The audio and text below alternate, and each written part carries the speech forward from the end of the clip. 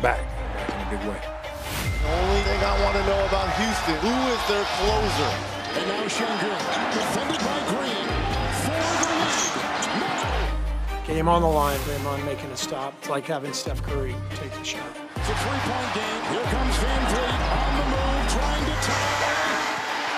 The Golden State Warriors have held on. We got all the confidence in the world that we can go in and close it out. Now that'll be our focus going down there.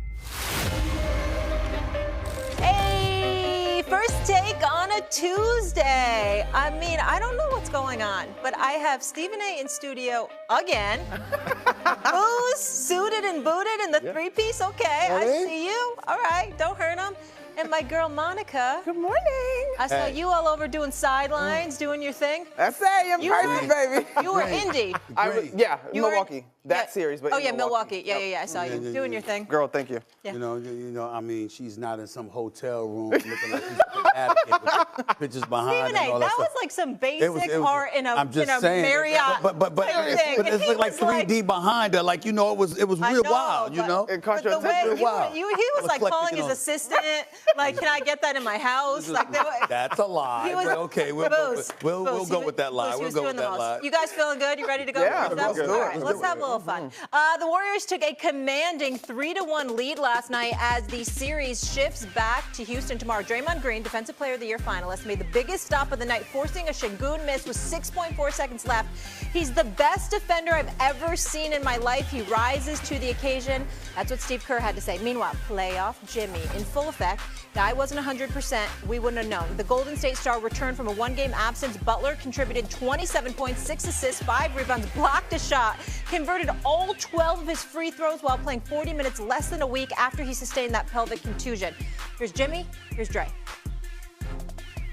It means the world. I die for these guys, for real. It's so fun. I got my joy back, as some would say. But more than anything, it's always good to win. Let me go, man. Go back there. What are you going to do? Nothing on national TV. We've been here for many years and still feeling like we have a chance, but not quite there and need a little boost. And our ownership group made a $20 million commitment for us to get that boost. And what he's meant since he's been here. Like, tonight was great. He played through the injury. It was beautiful. But it's just his presence. What his presence does for this team is.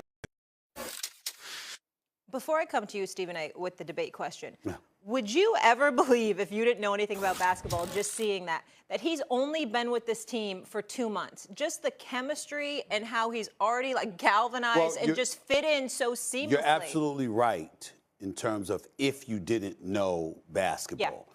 But if you know basketball, you know that this ain't a surprise because where Jimmy goes, success follows. Yeah. Might not be a championship, but he's going to push you there. He pushed Chicago. He pushed Minnesota. Yeah. Obviously, he did it with Miami, and now he's doing it with Golden State. Okay, to that point, he's trying to push him again this year, right? Yeah. They know the window's closing. Of course, Dre and Steph just getting older, and I think 2 more years on the contract. Who's more important for a Golden State title run? Is it Dre and that defense or playoff Jimmy? I'm still going to say Draymond. And the reason I'm going to say Draymond is because without him, where's your defense? What kind of defense do you actually have? We all know the value of Jimmy Buckets. He is who he is. But in the same breath, we also know that whatever he's not doing can be offset by a Steph Curry explosion. What can't be offset is when you have no defense whatsoever. When you know that you can attack. They're undersized. Everybody knows it. You know that. But going up against Draymond Green, obviously that's going to have a profound impact in terms of how effective he is. When he is effective, he makes game-changing plays on the defensive side of the ball, which gives you more bites at the apple offensively, and that's why I say him. I agree with that, S.A. However, I think you take a hit on both sides of the ball tremendously, and not that Draymond Green as a point forward and facilitator is not an important piece of their offense as well. But if you lose Jimmy Butler, you're taking a hit on both sides of the basketball, and you lose your second offensive engine, if you will. And frankly, prior to this trade, this team was spinning its wheels. They were doing nothing. Like, Jimmy Butler has literally opened up this window and this opportunity for them to contend for a title. So for me, it's Jimmy. Yeah, I agree with both you guys are saying. You guys are both right, but for me, it's Jimmy Butler. I think that what Draymond brings to the table, like you think about yesterday, just outstanding one-on-one defense against Şengün, only gave up 6 points against him one-on-one.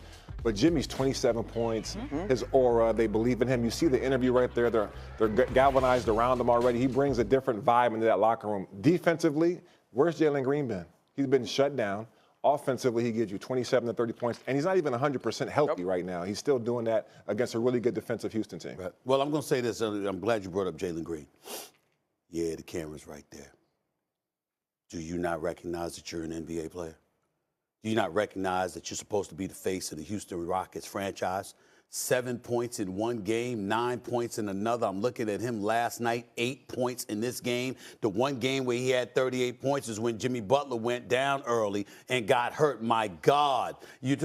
When we talk about, you will not hear any trade rumor more than you will hear the Phoenix Suns talking about Kevin Durant going to Houston so they can reclaim a couple of those first-round picks that Houston possesses of Phoenix. Because what is Houston lacking? Houston is lacking complete, God bless him, he balled out, all right, very little help. But when you look at what Houston has done, I mean, my goodness, you're shooting a postseason worth 63% from the free throw line.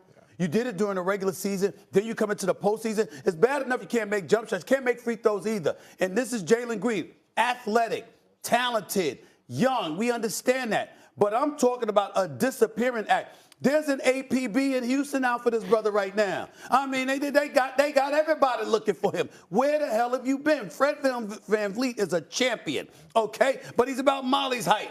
And I'm just looking at him. I'm just saying like that. I'm 5'7". Exactly, which is good for a woman. But the point that I'm trying to make to you is that this brother is special. Fred VanVleet can ball. Major props to him. Where's the help? Where do you go just leave him out there like that? And Shingu, that's why you have to call his number, him or VanVleet. You're supposed to be relying on Jalen Green. He's going to get himself traded out of Houston. Booze, I'm telling you. Booze, to that you say what? Is that fair? He's going to get himself traded? He's not stepping up to the occasion? Like, I know that it's also his first playoff run, too, and I got to give him a little bit of grace because I had one of my first playoff runs, too, and I struggled in a couple games as well.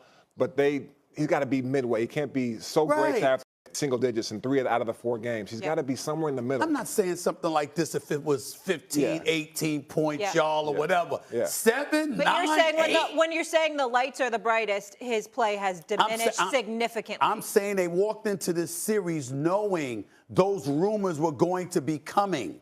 Because everybody's saying Houston's a piece away. And everybody was talking about how, okay, well, they want them picks. They back because you can't trade Bradley Beal because he's got the no trade clause, right? And he don't want to leave even though they want him to leave. But you got a situation where Kevin Durant is the piece. That's right, I'm telling you. But Kevin, we get it. Kevin Durant is looming. Huh? Yeah, he's we get looming. it. Kevin and you know that Monica, coming into the series, and this is what you're doing. Where are you?